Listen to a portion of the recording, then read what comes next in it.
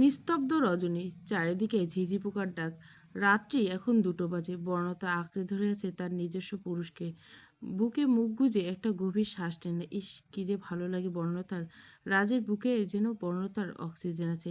নিজেকে চার্জ করার জন্য একের পর এক গভীর দুটো এঁকে দেয়। রাজ বক্ষ মাঝে। রাজ ঘুমিয়ে গেছে ক্লান্তিময় মুহূর্তের পার করে, কিন্তু ঘুম নেই বর্ণলতার চোখে। আজ যেন হঠাৎ করে লজ্জাটা ঘিরে ধরছে।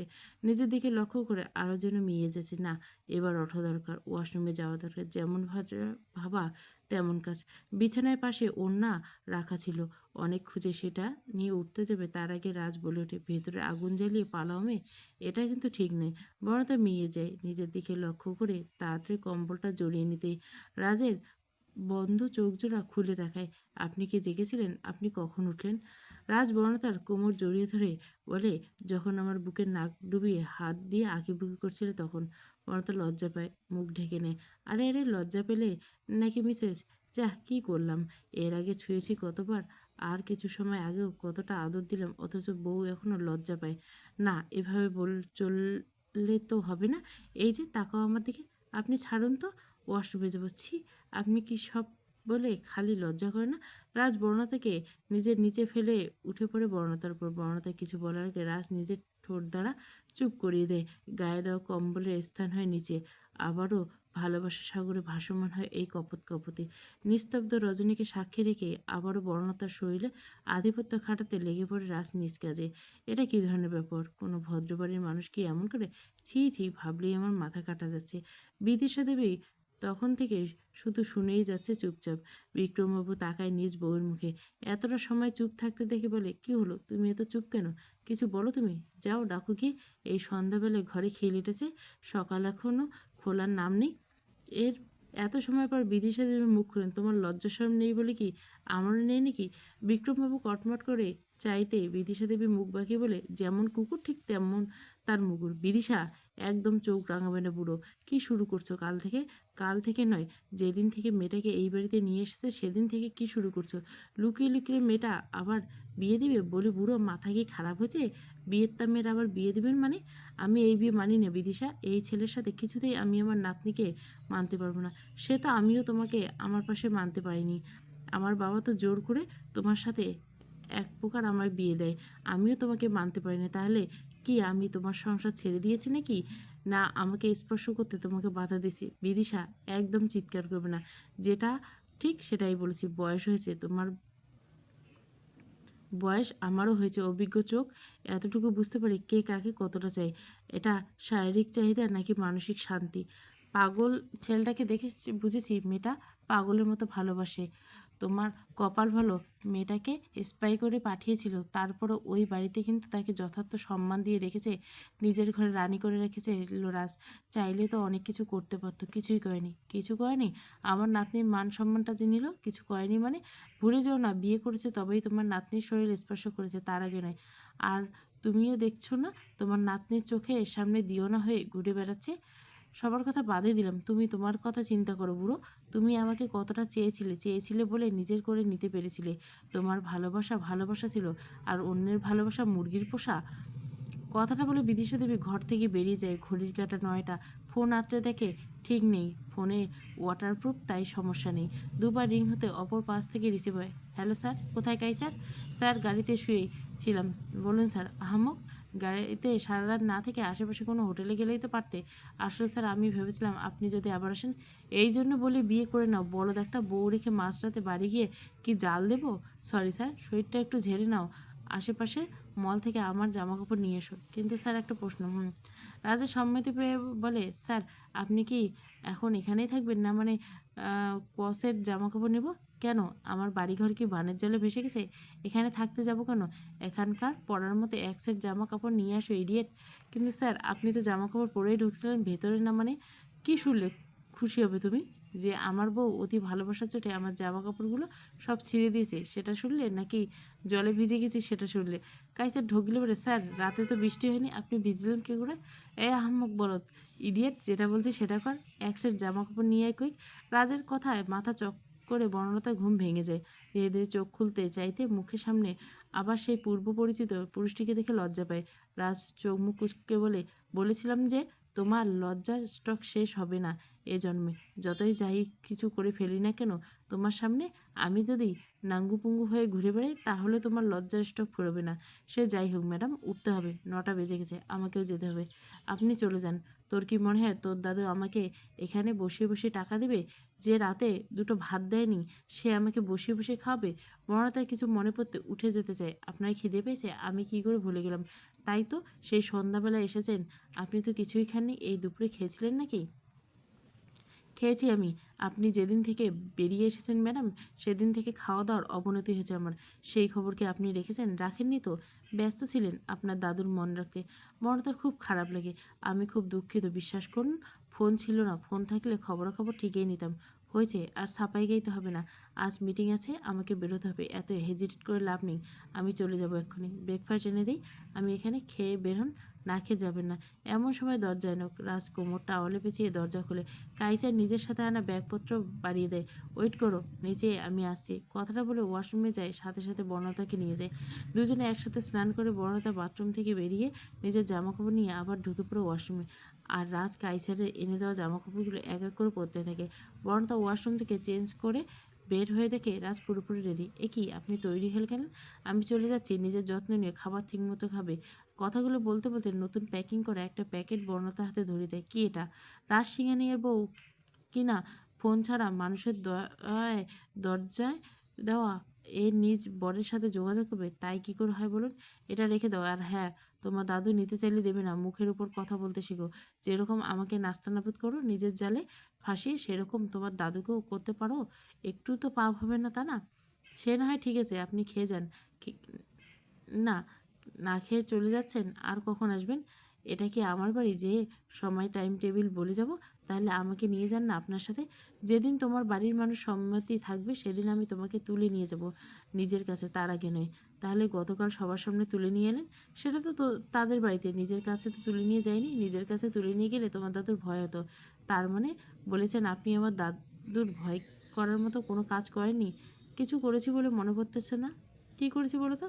আমি সাধে বলেই না আপনি নির্লজ্জ। জানোই তো নির্লজ্জ, তাও কেন বারবার মুখের উপর বলতে হয়? নির্লজ্জ না হলে নিজের দাদা শ্বশুরের বাড়িতে এসে বউয়ের সাথে শুতে পারি? ট্যালেন্ট লাগে বস।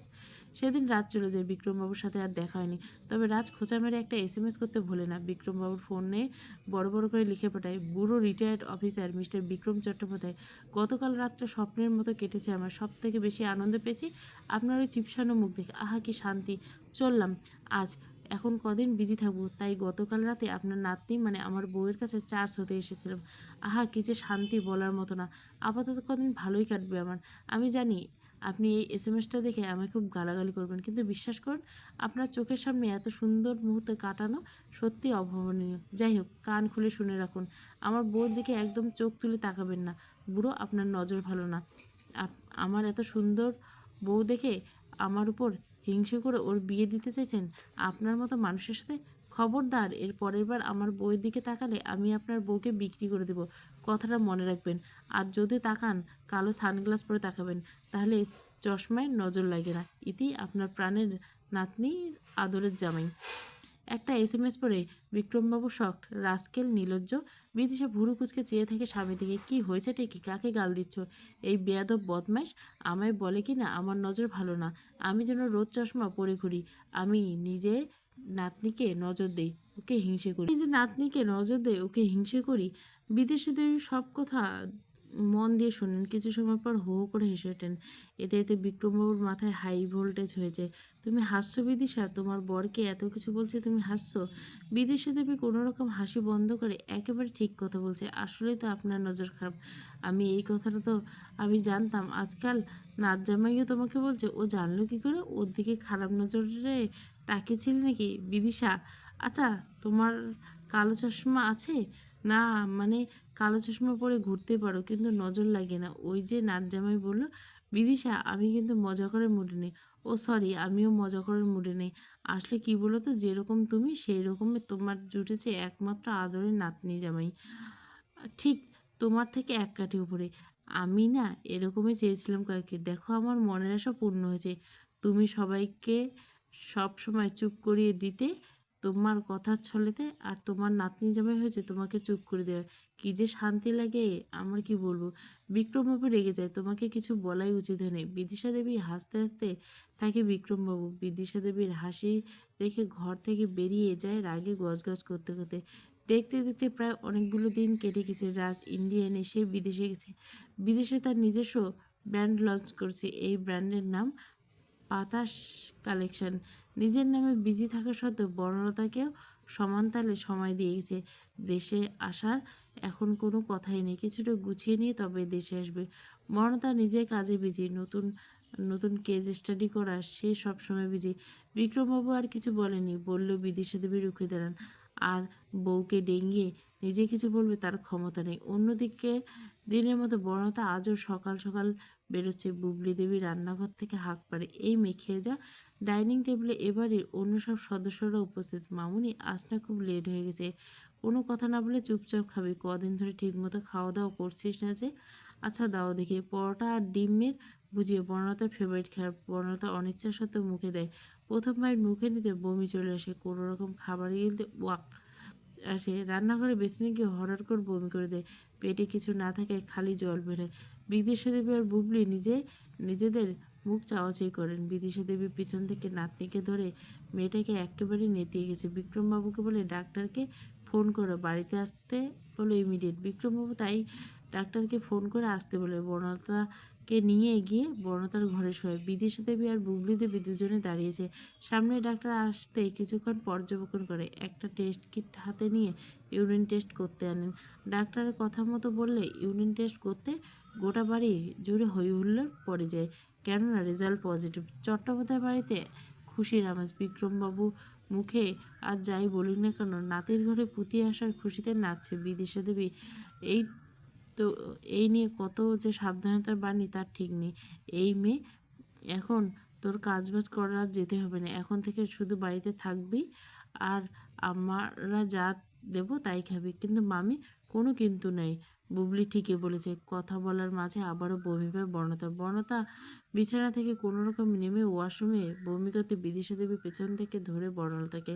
খালি জল ছাড়া কিছুই বার হয় না। বমি করে মেয়েটা ক্লান্ত, কোনো রকমে ধরে বিছানায় নিয়ে এসে রেস্ট করতে বলে সবাইকে বাইর করে দেয়। বুবলি দেবী কিছু চটপটে খাবার বানিয়ে আনে। বর্ণতা একা ঘরে বেডে হেলান দিয়ে শুয়েছে, নিজের হাত নিজের পেটের উপর, মুখে এক টুকরো হাসি। পেটে হাত বুলিয়ে বলে, বাবু, আমার বিশ্বাসই হচ্ছে না তুই এসেছিস। আমি যে কত খুশি হয়েছি তোকে বলে বোঝাতে পারবো না। কিছু মনে হয় বলে তোর বাবাকে তো জানানো হয়নি। কথাটা মনে হতে হাতে ফোন নেয়, কল করে রাজের ফোনে। এখানে এখন রাত সারাদিনের বিজি শিডিউল শেষ করে গভীর নিদ্রায় মগ্ন। হঠাৎ ফোন বেজে ওঠায় কিছুটা বিরক্ত হয়। ঘুমের ঘোরে বলে, কাইসার, আই কিল ইউ। এত রাতে ফোন। কথাটা বলে ফোন হাতে নিতে দেখে কাইসার না, তার মনের রানী ফোন করছে। ঘুম ঘুম চোখে ফোন ধরে। অপর পাশ থেকে বলে, কি করছেন? রাজ ঘুম ঘুম চোখে বলে, মনে হয় ঘুমাচ্ছে। ও আসলে সরি, মনে ছিল না। আচ্ছা আপনি ঘুমান, আমি পরে কল করবো। ফোন কাটবে না, তোমার জন্য আমি সবসময় অ্যাভেলেবেল। সুইট বনতা হাসে। চুপ করে থাকার জন্য নিশ্চয় ফোন করেনি, কিছু বলতেই ফোন করছো, বলো তাড়াতাড়ি। বর্ণতা লজ্জা পায়। কী করে বলবে? মানুষটার কে বলার সাহস যুগিয়ে মুখে আনতে পারে না। এই যে শুনছেন? হ্যাঁ শুনছি। শুনুন। বলুন না, শুনছি তো, শুনুন না। রাত্রিবেলা ফোন করে এই যে শুনছেন, শুনুন না, এই করতে ফোন করছো? বর্ণতা কী বলবে, তার খুব লজ্জা লাগছে, তাই সে একটু ভিডিও কলে আসবেন। রাজ অবাক হয়ে বলে, এই মেয়ের হলো কি যে ভিডিও কলে আসতে চায় না? সে আজ নিজেই বলছে ভিডিও কলে আসবে। রাজ ভিডিও কল করতে বর্ণতা ফোনটা ধরে। রাজকে বলে, একটা সারপ্রাইজ আছে। রাজ শুয়ে আছে, মুখে বালিশে মুখ গুজে নিবু নিবু চোখে তাকিয়ে থেকে ফোনের দিকে। বর্ণতা ফোনটা নিজের পেটের সামনে নিয়ে এসে বলে, এই যে এইখানে একজন এসেছে। রাজ ঘুম চোখে কিছু বুঝতে পারে না। বর্ণতা, কি দেখেছো? কি দেখো? আর কি এসেছে? এই তোর দাদু আবার বিয়ে ঠিক করেছে? এই বুড়োকে তো আমি। বর্ণতার খুব রাগ হয়, এত জরুরি একটা কথা বলছে আর এই লোক ঘুম ছাড়ে না। রাগের মাথায় ফোন মুখের সামনে এনে টেস্ট কিট দেখে বলে, আপনি কখনো শুধরানোর না, ভালো করে দেখুন, পজিটিভ। আমার পেটে আরও একজন এসেছে। এখন মা আর বাচ্চা সহ কে বিয়ে করবে শুনি? সবসময় খালি ফালতু কথা। দাদুকে ভিলেন বানাতে উঠে পড়ে লেগেছেন বদপুরুষ। আমার মজাটাই নষ্ট করে দিলেন। আপনার সাথে কথাই বলবো না। কথাটা বলে বনলতা মুখের উপর ফোনটা কেড়ে দেয়। রাজের ঘুম এতক্ষণে গায়েব। মনে মনে বলে, ওটা কি সত্যি? এক নিমেষে উঠে বসে বেড থেকে বনলতা ফোন আবার কল করে। বনলতা ধরে কোনো কথা বলে না। এই লতাপাতা, ওটা কি ছিল? না মানে আমি বাবা হতে চলছি? তুমি মজা করছো না আমার সাথে? আমি কি ওটা ঠিক দেখছি? বনলতা হাসি পায় লোকটার কথা শুনে। লজ্জা পেয়ে বলে, আসলে সত্যি আপনি বাবা হতে চলছেন। রাজ আর কোনো কথা না বলে ফোন কেটে দেয়। কাইসারকে কল করে সেকেন্ডের মধ্যে। কাইসার বেচারা ঘুমাচ্ছে। কাইসারকে দুবার ফোন করায়, ফোন তোলে না। তৃতীয়বারের বেলায় ফোন তুলতে রাজের ধমক শুনতে পায়। এই বেয়াদব, এত ঘুম কিসের? এই মুহূর্তে ঘুম থেকে উঠো আর এখনই ইন্ডিয়া যাও, টিকিট কাটো, যত টাকা লাগে টিকিট কাটতে দাও। আমাকে কাল সকালে ফ্লাইট ধরতে হবে। আজ ভোরে যদি হয় কোনো ব্যাপার না, এখনও যদি ফ্লাইট থাকে তাও কোনো ব্যাপার না, আমি রেডি। আর তুমি রেডি হও ফটাফট। কিন্তু স্যার, কোনো কিন্তু নেই স্যার, আমি বাপ হতে চলছি। একবার ভাবো, আমি দেশে যাওয়ার আগে যদি আমার বাচ্চাটা বেরিয়ে যায়। না না, আমি সব রকম অনুভূতি নিতে চাই। এখনই এই মুহূর্তে টিকিট কাটো। কাইসার ঘুম ছেড়ে যায়। Sir, congratulation. কখন হলো? আহাম্মক, এখনও হতে দেরি আছে। জানতে পেরেছি আমি বাবা হতে চলছি। তুমি বুঝবে কী করে? আনম্যারিড রসকাসীন মানুষ, তোমার দ্বারা বোঝা অসম্ভব। ইডিয়েট, টিকিট কাটো। আর কোনো কথা না, টুটু। চট্টোপাধ্যায় বাড়িতে খুশির শেষ নেই। অহনার বিয়ে ফাইনাল। আদিত্যতে ডেট ফিক্স করতে বলেছে, কিন্তু বিপত্তি পেয়েছে একটা বাড়ি শুদ্ধ। সবাই গেলে বর্ণলতাকে কে দেখবে? যেহেতু বড়রা সবাই যাচ্ছে, বর্ণলতা একা। অহনা আজ বেরোনো দরকার, কিন্তু বোনকে একা রেখে বের হতে চায় না। তবুও বর্ণলতা পাঠিয়েছে জোর করে, সে একা থাকতে পারবে। বাড়ি পুরো ফাঁকা। এমন সময় দরজা নক। ওপর থেকে নিচে নামতেই গিয়ে রেনু দরজা খুলে দেয়। বর্ণতা নিজের ঘরে শুয়েছে, এমন ঘরের মধ্যে কেউ হুড়মুড় করে ঢোকে। বর্ণতা ভয়ে চিৎকার করবে, তার আগে কেউ সে জাপটে ধরে। সেই পরিচিত স্মেল, সেই পরিচিত আপনি আপনি এখন এই সময়? আপনার না এখনো আসতে অনেক দেরি ছিল। রাজ বর্ণতাকে জড়িয়ে ধরে বলে, আমি থাকতে পারি ওই বিদেশের মাটিতে? আমার মাম্মামের জন্য মনটা আকুবু করছিল সুইটার। বর্ণতা কিছু বলবে তার আগে বর্ণতাকে ছেড়ে দিয়ে নিচু হয়ে বসে পড়ে। পরপর কটা চুমু খায় পেটে। এখানে আছে না, এতটুকুন পেটে আমার মাম্মাম থাকতে খুব কষ্ট হবে। বর্ণতা নিজের পেটের দিকে তাকিয়ে রাখি গম্ভীর পুরুষটা এতটা চেঞ্জ শুধুমাত্র বাচ্চা আসার কথা শুনে। হঠাৎ রাজের গলায় কিছুটা পরিবর্তন শুনে পেটে হাত বোলাতে বলতে, আমি জানি মা, তুমি আসবে আমাদের ঘর আল করে। মা গো, তোমার ছেলেটা যে তোমার অপেক্ষায় করেছিল, আমি জানি তুমি আসবে। শুনছো লতাপাতা, আমাদের ঘর আলো করে একটা ফুটফুটে মেয়ে আসবে। আমার মা আসবে, আমার নিজের রক্তের অংশ। আমি যে কি বলে তোমায় ধন্যবাদ দেবো লতাপাতা, আমি জানি না। তোমাকে অনেক অনেক ধন্যবাদ আমার অন্ধকার জীবন আলোকিত করার জন্য। বড়তা রাজের মাথায় হাত বুলিয়ে হাসে মিটিমিটি। আমার ভালোবাসার ভাগ নিতে বুঝি আরও একজন আসছে, তার জন্য আমাকে ভুলতে বসছেন মিস্টার? রাজ উঠে বর্ণতার চোখে চোখ রেখে বলে, তোমার কখনো ভালোবাসার ভাগ হতে পারে না। তোমার আর আমার অংশ আসতে চলেছে। আমাদের দুজনের অধৈর্য ভালোবাসার সুন্দর আনএক্সপেক্টেড ফল। রাজের কথার মাঝে বর্ণতা নাক ঢাকে, চোখ মুখ কুচকে ছোট্ট ওয়াশরুমে যেটুকু খাবার খেয়েছিল সবটুকুই বেরিয়ে যায়। রাজ বর্ণতাকে কিছু গিয়ে বর্ণতাকে আঁকড়ে ধরে পেছন থেকে। বর্ণতা কোনো রকমে চোখ মুছে জল দিয়ে রাজের থেকে নিজেকে ছাড়িয়ে নিয়ে বলে, দূর হন আমার থেকে। রাজ বোকা বোকা চোখ করে তাকায়। বর্ণতা, যতই আপনি ওইসব ছাইপাশ খাবেন, আমার কাছে একদম আসবেন না। সহ্য করতে পারছি না গন্ধ। আপনি তো পারতামই না। এখন আপনার অংশ এই সমস্ত পচা গন্ধ নিতে পারছে না। দেখলেই তো আপনার সামনে সবটা বমি হয়ে গেল। রাজ আর এক মুহূর্ত দেরি না করে নিজের পকেটে থাকা দুটো প্যাকেট সিগারেট বার করে ডাস্টবিনে ফেলে দেয়। বড়তার টাওয়াল যেটা ব্যালকনিতে মেলেছে সেটা হাতে নিয়ে ওয়াশরুমে যেতে যেতে বলে, আজ থেকে সব বাদ। আমার মাম্মাম যেগুলো পছন্দ করে না, আমি একদম সেগুলো খাওয়া তো দূর, ছুঁয়ে দেখবো না। ওয়েট করো কিছু সময়, আমি ভালো করে ঘষে মেজে স্নান করে আসছি। আর কোনো গন্ধ পাবে না আশা করি। এত বমি করলে হয়? কিছুই তো সহ্য হচ্ছে না তোমার। বড়দা গোমরা মুখ করে। খেতে ইচ্ছে না করলেও কী করব, অনেক কষ্টে পেটে দিল সেটা বেরিয়েছে। রাজের আর খাওয়া হয় না। বেচারা প্রায় 24 ঘন্টা জার্নি করে এসে খুব ক্লান্ত, ভেবেছিল কিছু খেয়ে একটু ঘুম দেবে, কিন্তু তাই আর হলো কি। মাছ ভাত মেখে গেল দিয়ে গেল রেনু। রাজ ভাত দুটো মেখে বউয়ের মুখের সামনে ধরতেই বনতা না করে যে তার মোটেও পেটে ঢুকবে না, কিন্তু রাজের ধমকে বনতা খাবার মুখতে বাধ্য হয়। বনতা অনেক কষ্টে খাবার গিলতে মুখে হাত চেপে ওয়াশরুমে চলে যায়। রাজও এটো হাতে ছোটে বউয়ের পিছনে। বমি করে শরীর এড়িয়ে দেয় রাজের বুকে। আগলে দাঁড়ায় রাজ। নিজে হাত ধুয়ে বর্ণতার চোখে মুখে জল দিয়ে কোলে করে বিছানায় এনে শুয়ে দেয়।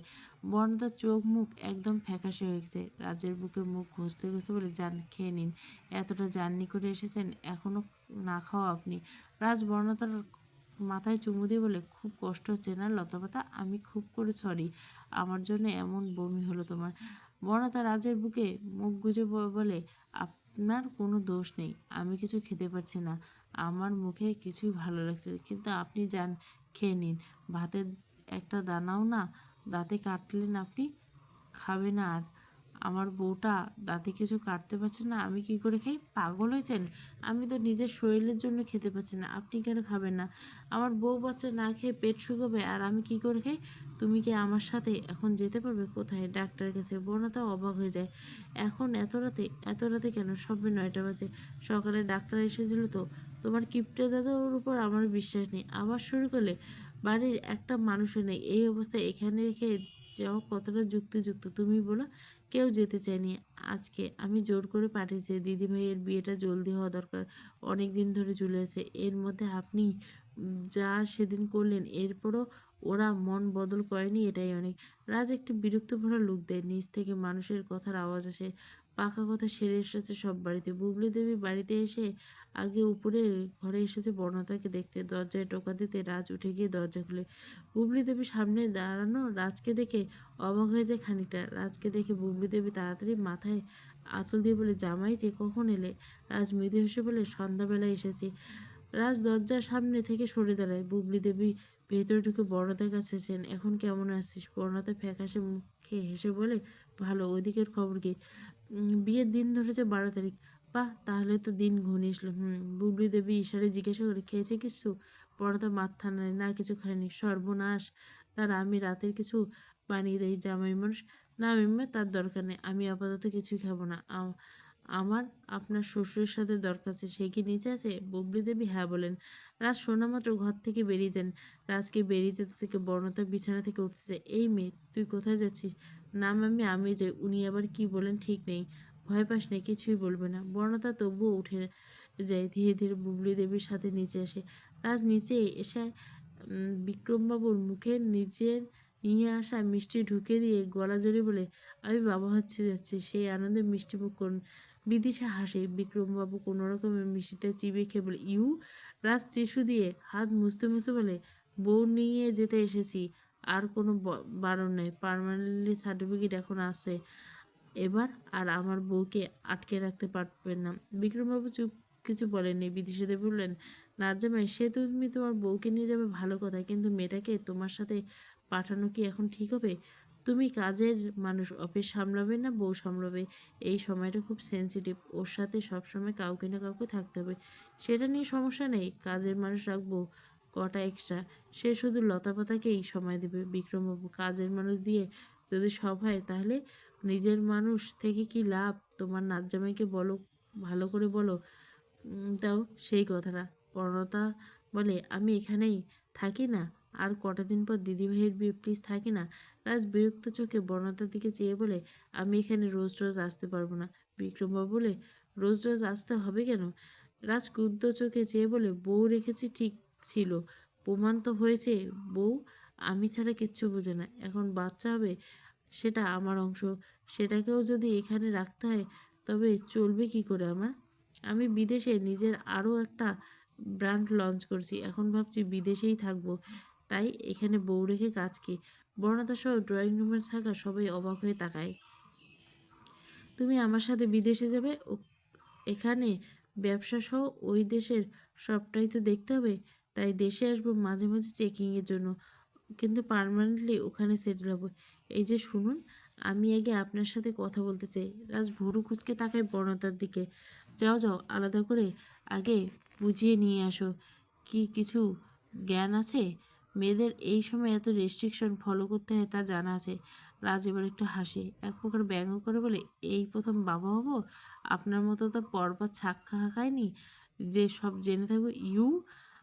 আমার আর আমার বউয়ের মাঝে সবসময় ঢোকেন কেন? নিজের চরকায় তেল কি কম পড়েছে? কথাটা বলে রাজ উঠে বর্ণতার দিকে তাকে বলে, এখানে এসে কি সাহস বেড়ে গেছে? হ্যাঁ, আমি নিচে নামতে বারণ করেছিলাম, কেন শোনো না আমার কথা? বর্ণতা কিছু বলতে না দিয়ে এক ঝটকায় পাজা কোলে নেয় রাজ। বর্ণতা নিজের দাদুর পানে তাকিয়ে নিজের দিদাকে হাসতে দেখে খুব লজ্জা পায়। আর ছাড়ুন, কি করছেন, নামান বলছি। একেবারে ঘরে এসে বর্ণতাকে নামায়। বর্ণতা রাগে চোখে তাকালে রাজ বর্ণতার নাকে একটা চুমু খেয়ে বর্ণতাকে হালকা করে জড়িয়ে ধরে বলে, কথাটা অবদ্ধ হও কেন? বলেছিলাম না নিচে আসতে না। ছাড়ুন না, আগে সত্যি সত্যি বলুন তো আপনার মাথায় কি প্ল্যান চলছে?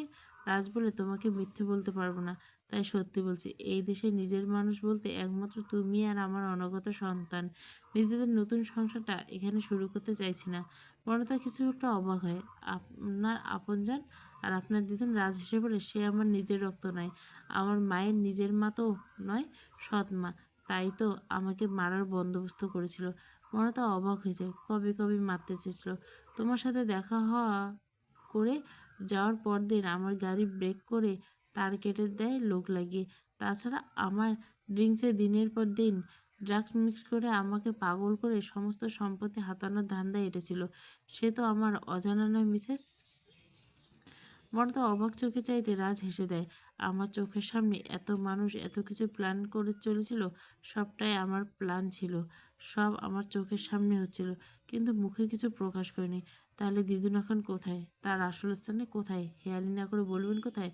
রাজ মৃদু হেসে বর্ণতাকে আবার পিছন থেকে জড়িয়ে ধরে বলে, এই দেশ শুধু আমার থেকে কেড়ে নিয়েছে, বিনিময়ে যন্ত্রণা ছাড়া কিছুই পাইনি।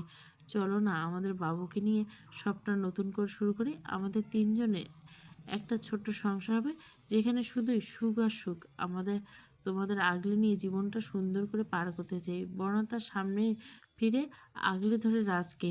রাজের কপালে ঠোঁট ছুঁয়ে বলে, তবে তাই হোক, আমার আর কোনো চাওয়া নেই, আপনি হলেই চলবে। দেখতে দেখতে দিন পার হয়ে যায়।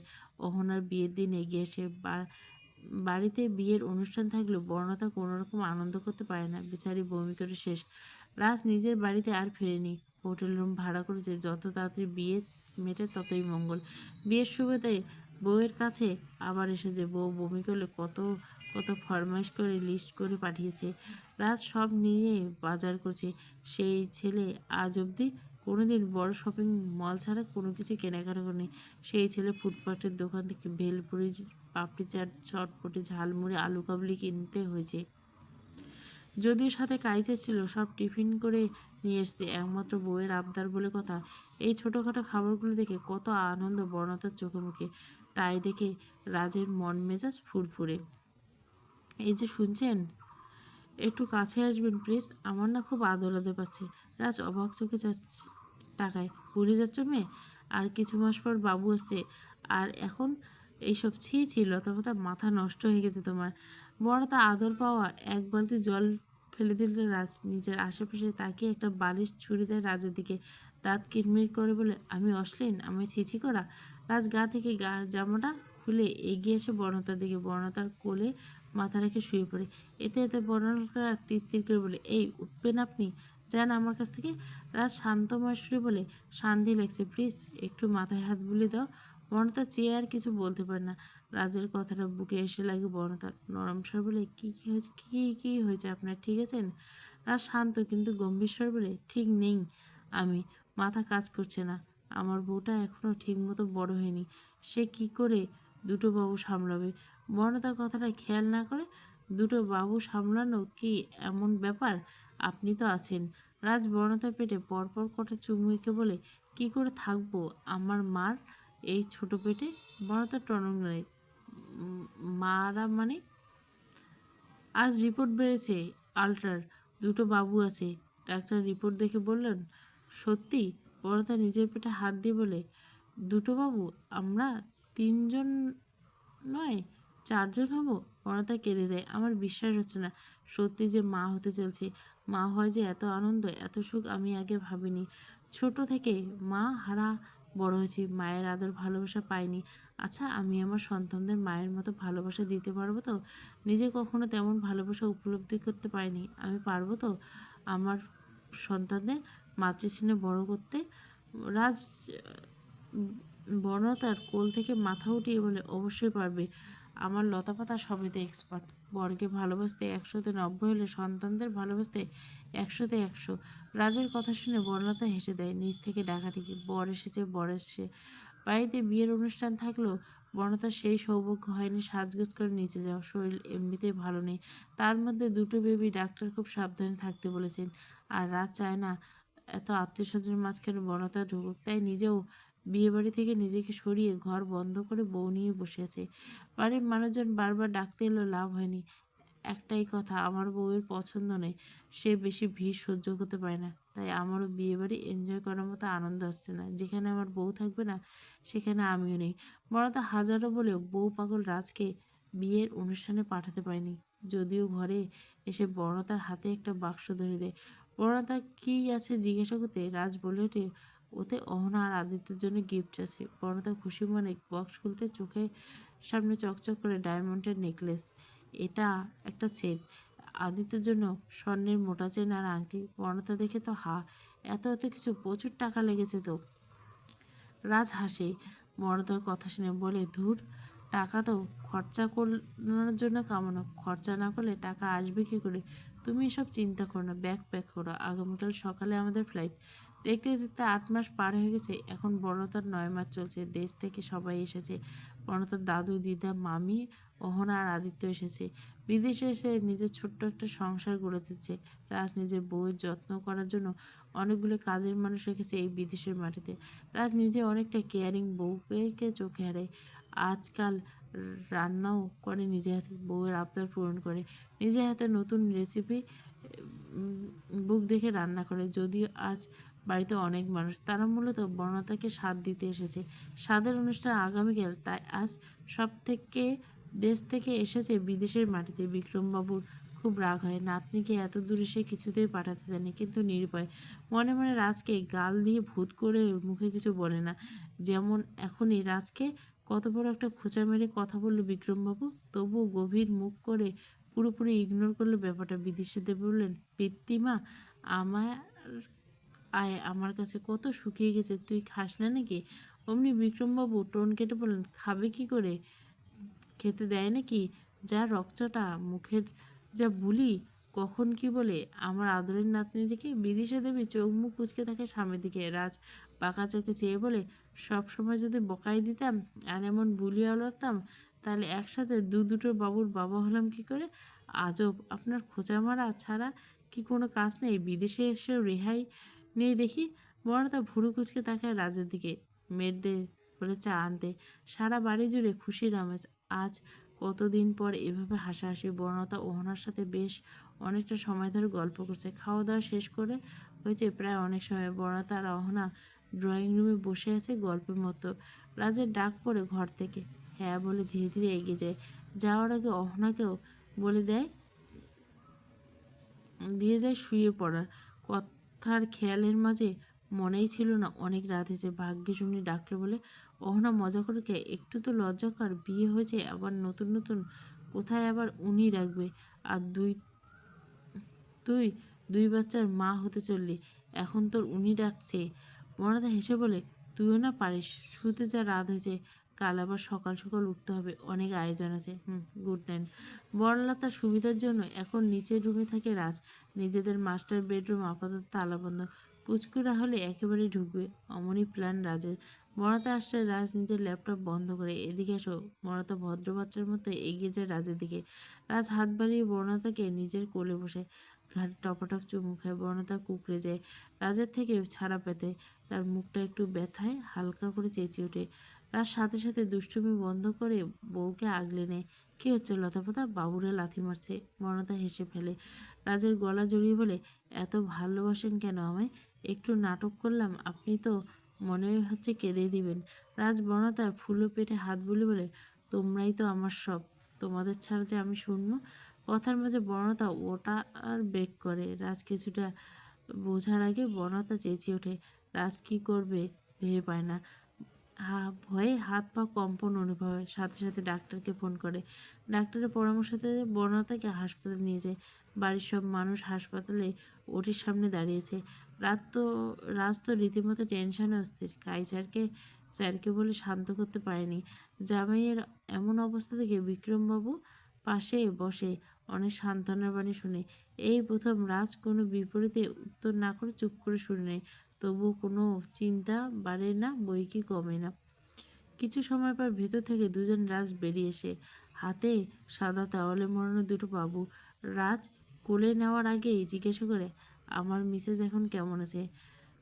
স্যার, মিসেস সিংহানিয়া এখন ঠিক আছে, নর্মাল ভাবে হয়েছে, তাই কোনো সমস্যা নেই। রাজের বুকে জল আসে। এক বুক শান্তি নিয়ে নিজের বাবুদের দিকে তাকায়। দুটো মেয়ে বাবু।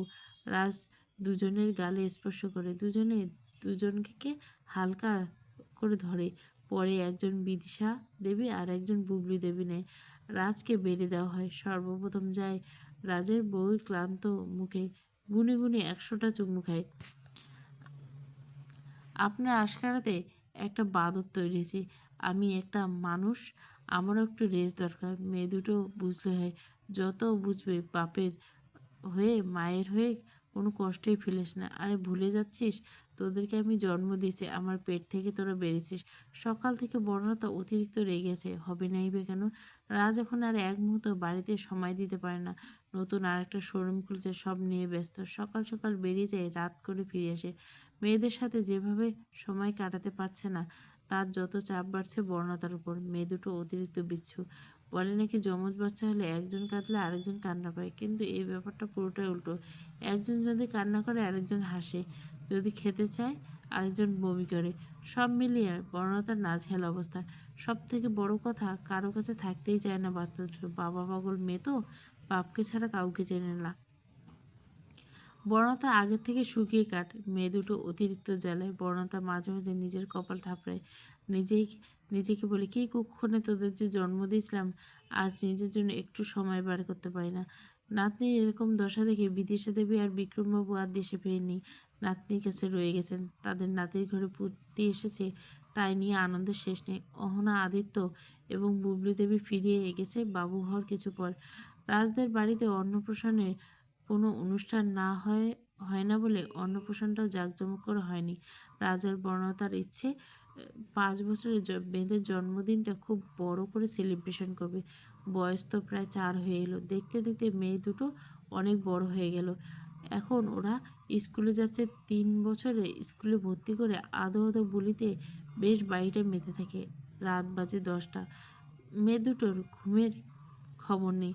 বড়টা হাঁপিয়ে গেছে। সবেমাত্র শরীরটা বিছানায় এলিয়ে দিয়ে হালকা তন্দ্রাভাবে ছিল, এমন সময় কিছু ভাঙা শব্দে লাফিয়ে ওঠে। মাকে উঠতে দেখে বড় মেয়ে রাজন্যা 1 মিনিটের ছোট রাজশ্রীর পিছনে লুকোতে যায়। বড়তার মেঝের দিকে তাকিয়ে বড়তার শখের ফুলদানি বড় মেয়ে ভেঙে ফেলে দিয়েছে। বড়তা রাগের বসে চড় দেয়। দিদিকে কাঁদতে দেখে ছোটটা ভয়ে ঘর থেকে পালিয়ে যায়। বেখেয়ালি দেয় আরও একটা ফুলদানি ভেঙে। বড়দা এবার দেখে কে। উঠে এসে ছোটটাকে এও দেয় পিঠে একটা থাপ্পড়। থাপ্পড়ের চোটে কান্না শুরু করে দেয় 2 মেয়ে। বড়দা রাগের বসে চুপ করাতে যায়নি, নিজের মতো উঠে কাজগুলোকে পরিষ্কার করতে। ঘরের দরজা বন্ধ থাকায় বাইরে আওয়াজ হয় না। 2 মেয়ের কান্নায় অতিষ্ঠ হয়ে বর্ণতা চিৎকার করলো, চুপ করবি তোরা? না করলে আরও মারবো দুটোকে।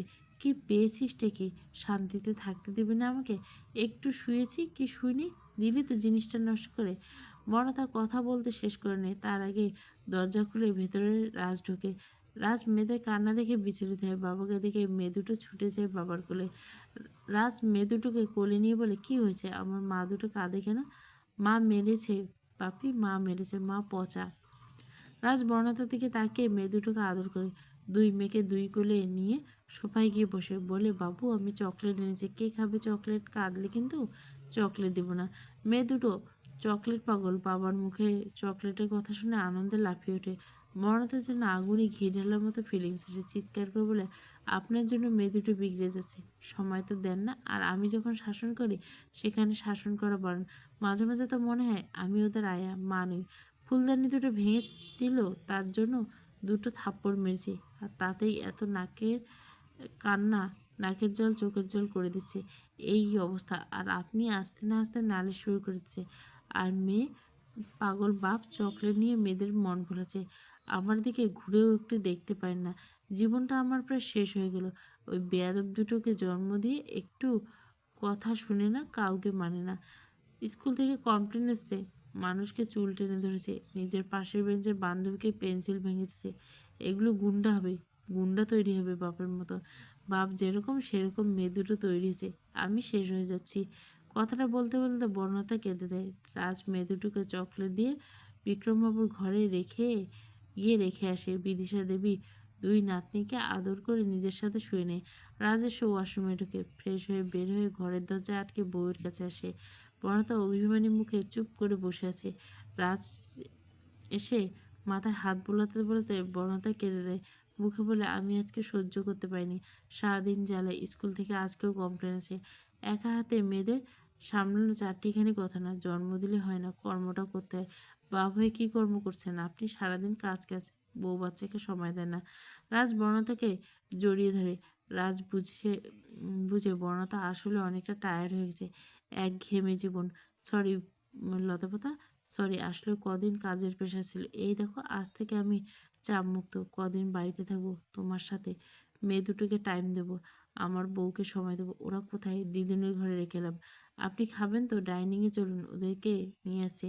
বর্ণতা উঠতে গেলে রাজ হাত ধরে বাধা দিয়ে বলে, আমি খেয়ে এসেছি। তুমি খেয়েছো? না, সন্ধ্যাবেলা খেয়েছিলাম, এখন আর খেতে ভালো লাগছে না, অম্বল হয়েছে, তাই ওষুধটা খেয়ে একটু আগে।